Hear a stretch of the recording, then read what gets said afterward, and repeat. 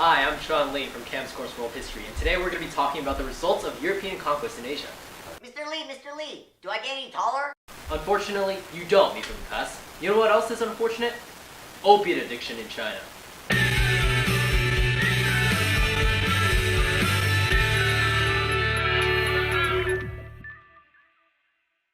As I mentioned before, today we'll be talking about the positive benefits as well as the negative consequences of European conquest in Asia. Taiwan number 1. Europe and Asia have always been familiar with one another. From the Mongols Empire to Marco Polo's journey to China, as well as trade from the Indian Ocean to the Silk Road. For the purposes of length in this video, we'll be mainly focusing on the 1450s to the 1700s, including some key events such as the Portuguese discovering a sea route to India, to effects from religion, as well as the rivalries that ensued. Thank God, because I want to go ball with Ming. Let's go to the thought bubble. Yo, Sean, Hey, what's up? we don't have the budget for that. What do you mean we don't have a budget for that? In the 15th century, China was one of, if not the most dominant countries in the world. Asia was the center of global trade, and Asian empires had the clear leads in terms of trading, productivity, market size, and overall wealth. Before Europe began the conquest of Asia, they were actually a bit behind.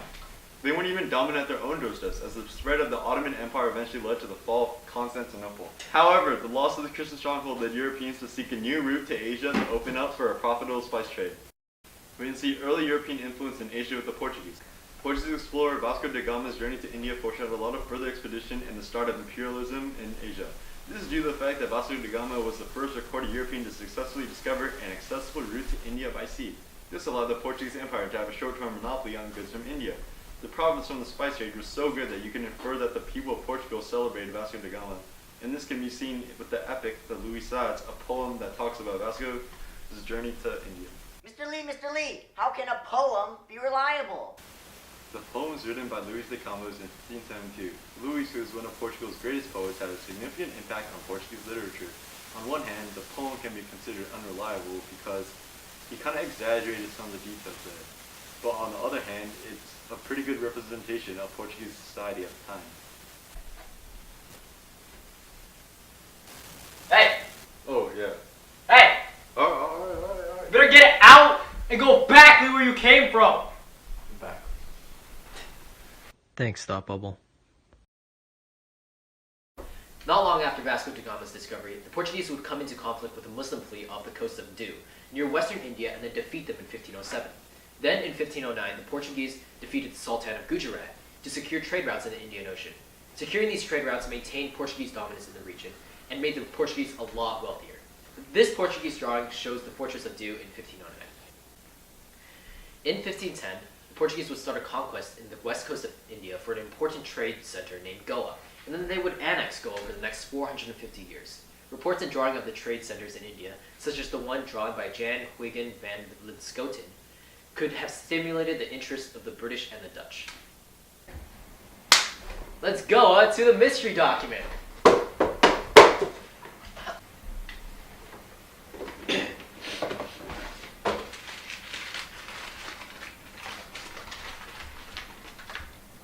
Prior to the arrival of the Portuguese, the Arabs of Oman and the Yemen held the control of the eastern seaboard trade, a trade which had for centuries so enriched all who had a share in it.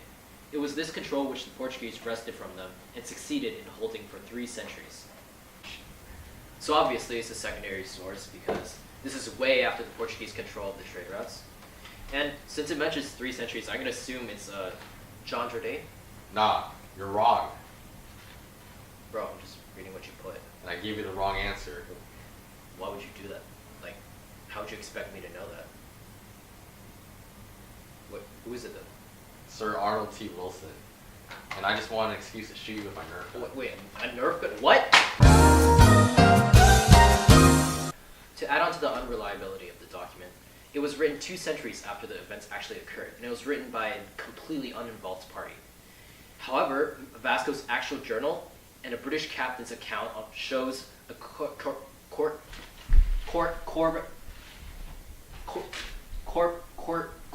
correlation between what our mystery document says and what actually happened.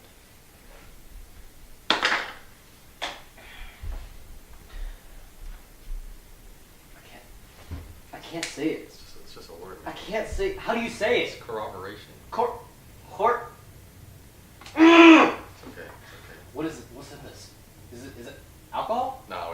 Anyways, let's go back to Goa. Literature and reports of India stimulated a lot of interest from neighboring European countries, such as Great Britain.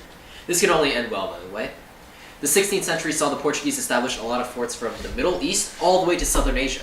The Portuguese spread themselves out way too thin, and the Dutch and British wanted a little bit of the action.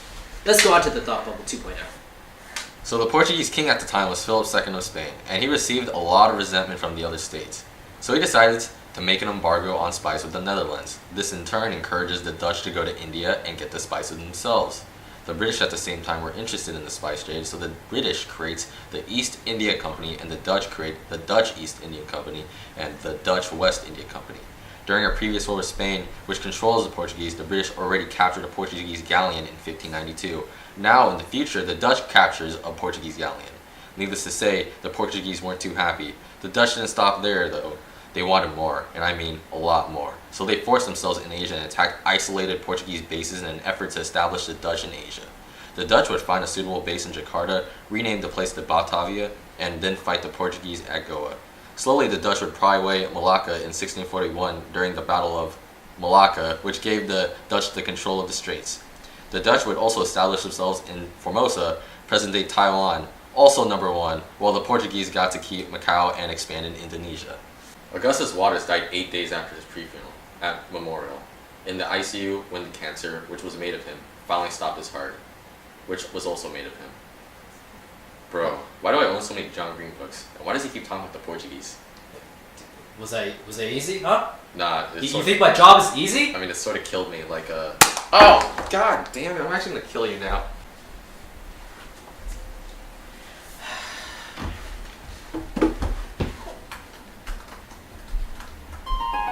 Why do we keep focusing on European influence in India?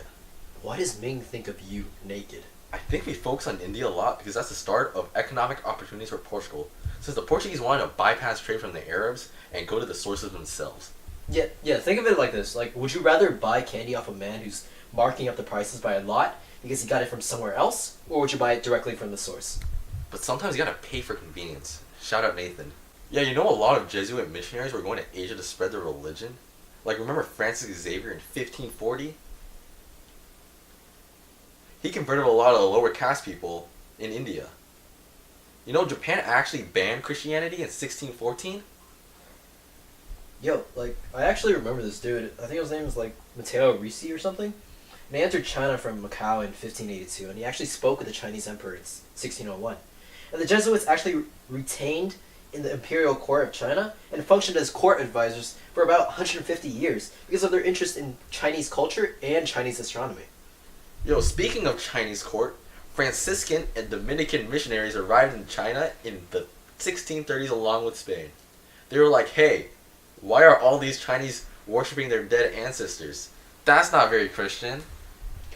Yeah, those Chinese were like, damn, bro, why you gotta say that? Just stop challenging tradition.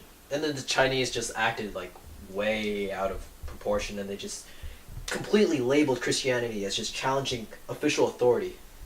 Jeez, that controversy lasted for 100 years. It even got the Chinese emperor and the Pope involved. Hey, yo, didn't you get that source from a document from Colombia? Like, I get that it's a good school, but like, the actual article can't be completely reliable because it's a secondary source that's written hundreds of years after the rights controversy. It's because it's such a good school, and that's why it can be reliable, except me Columbia University. Do you think a school with so much respect and clout would put down false information on their website? I'm sure they have primary sources to back it up. Like, I guess I disagree because these sources are most likely from a European perspective, and like the majority of like Chinese documents weren't widely published until like the 1800s.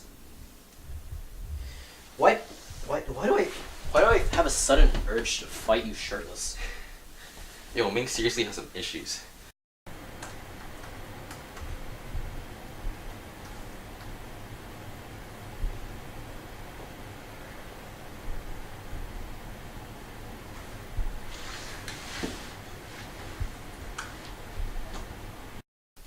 Although the economic opportunities provided from European conquest in Asia were both plentiful and beneficial to the conquering side, wars and battles would prove costly to not only the Europeans, but also the people being subjugated as well.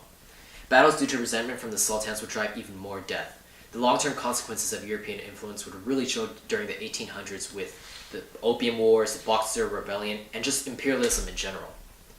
Though Europeans would introduce a lot more technology and a lot more ideas through trade, it really doesn't offset the battles fought over for territory.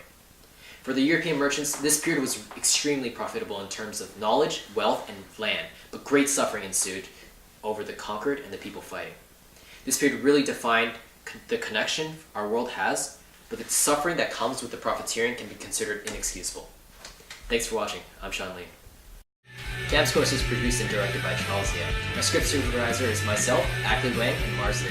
This show is written by my high school bro, Charles Ye, and myself, and our graphics team is not